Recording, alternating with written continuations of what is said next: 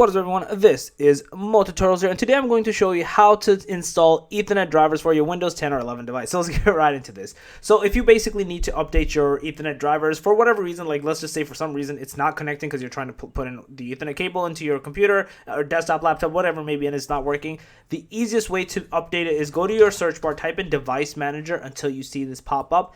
In here, you will see in your sections over here, like where essentially all the drivers are.